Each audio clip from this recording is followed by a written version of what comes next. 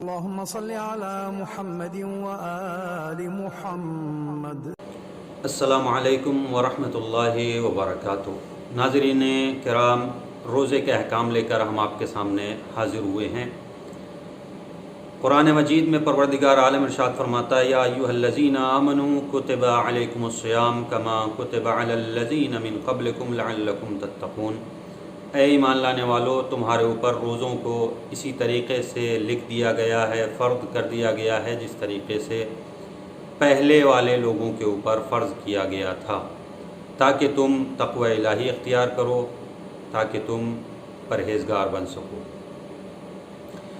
شہر اللہ، شہر رمضان المبارک اپنی رحمتوں، برکتوں اور مغفرتوں کے ساتھ آ رہا ہے، لہٰذا اللہ سے دعا ہے بارگاہ پروردگار عالم میں کہ ہمیں زیادہ سے زیادہ عبادت کرنے اور زیادہ سے زیادہ تلاوت قرآن مجید کرنے کی توفیق عطا فرمائے۔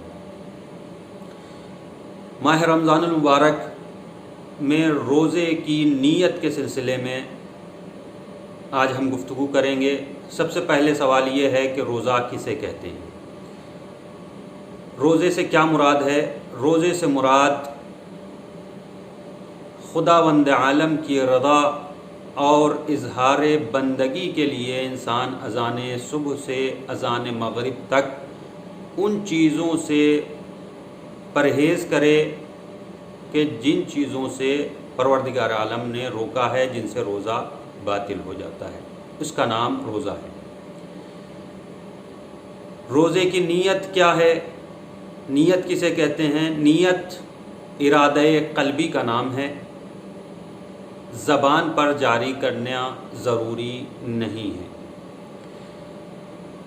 یعنی انسان کا ارادہ کر لینا کہ وہ اللہ تعالیٰ کی رضا کے لیے اذان صبح سے مغرب تک کوئی ایسا کام نہیں کرے گا جن سے روزہ باطل ہو جاتا ہے، کافی ہے۔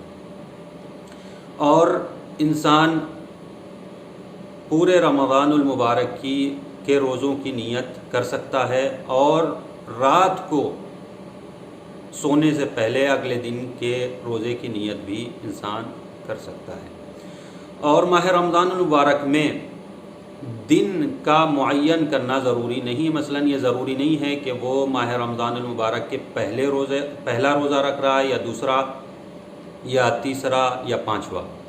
اگر انسان نے نیت کر لی ہے کہ وہ ماہ رمضان المبارک کا مثلا 15واں روزہ رکھ رہا ہے اور اصل میں وہ 14واں روزہ ہے یا 16واں روزہ ہے، تب بھی اس کا روزہ صحیح ہے۔ مطلب دن کا معین کرنا ضروری نہیں ہے۔ ماہ رمضان المبارک یا واجب اور معین جو روزے ہیں، ان کی نیت کا وقت کیا ہے؟ ماہ رمضان المبارک اور واجب معین روزوں کی نیت کا وقت اذان فجر سے پہلے تک ہے، یعنی اذان فجر سے پہلے انسان کو نیت کرنا ضروری ہے۔ لیکن اگر سو جائے یا بھول جائے، کسی مجبوری کے ماتحت بھول جائے، تو لہٰذا اگر اس کو ظہر سے پہلے جاگ جائے، اٹھ جائے، یا اس کو یاد آ جائے تو وہ نیت کر سکتا ہے اور اس کا روزہ صحیح ہوگا۔ لیکن اگر ظہر کے بعد سو کر کے اٹھے اور اس نے رات میں نیت نہیں کی تھی یا صبح میں نیت نہیں کی تھی، اور ظہر کے بعد اٹھ رہا ہے یا ظہر کے بعد اس کو یاد آ رہا ہے کہ اس نے روزے کی نیت نہیں کی ہے، تو قربت احتیاط واجب یہ ہے کہ قربت کی نیت سے روزے کو پورا کرے گا اور اس کی قضا بھی بجا لائے گا۔ ماہ رمضان المبارک اور واجب معین روزوں کی نیت کا وقت اذان فجر سے پہلے ہے۔